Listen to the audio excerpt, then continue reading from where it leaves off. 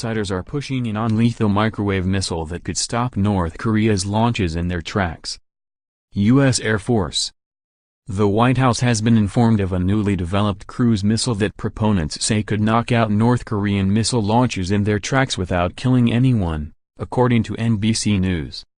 The missile, a Boeing AGM-86B air-launched cruise missile with a Counter-Electronics High-Power Microwave Advanced Missile Project (CHAMP) payload, launches off of planes just like the nuclear variant commonly found on B-52s.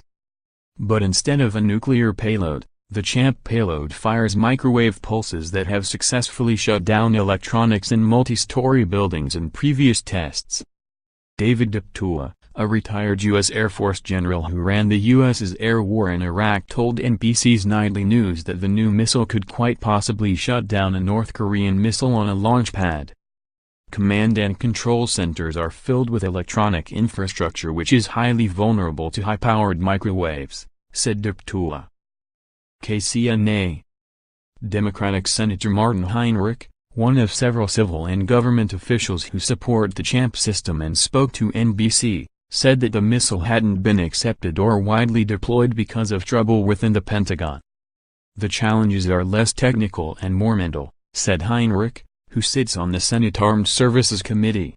Heinrich referred to a tendency in the Pentagon is to try and perfect something, like existing missile defenses and weapons rather than employ a new technique. Heinrich's apparent frustration with the Pentagon was echoed by Representative Duncan Hunter, a Republican on the House Armed Services Committee. Hunter said last month that it's hard to get things through to the Defense Department that are doable, that are easy, that are cheap, that are efficient and that already exist, because that makes nobody happy.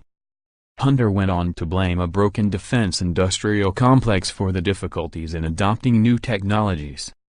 There's not a retired general that works for Company A that says, "I would like to do that thing that costs no money and it doesn't get me a contract." No one says that, Hunter said, as Inside Defense noted. A Lancer takes off from Andersen Air Force Base in Guam on October 11, 2017. U.S. Air Force. But while the CHAMP system represents advantages over existing missile defense that waits until after a missile has launched, exited the atmosphere, and separated into possibly several warheads, it's not without disadvantages. The CHAMP system has to get close to its targets before knocking them down, which means violating North Korean airspace, which could be taken as an act of war. Additionally, if North Korea spotted the incoming cruise missile, which looks exactly like a nuclear-capable cruise missile, it may respond automatically regardless of the missile's non-lethal nature. Military equipment has redundant wiring and insulation to harden it against electronic warfare and attacks like the CHAMP, so the system likely needs more work before it can be certified as capable of shutting down a missile launch, if it could ever achieve such a thing. For now, NBC reports that officials have briefed the White House on the CHAMP system and its availability. Whether it fits into President Donald Trump's maximum pressure strategy against North Korea remains to be seen.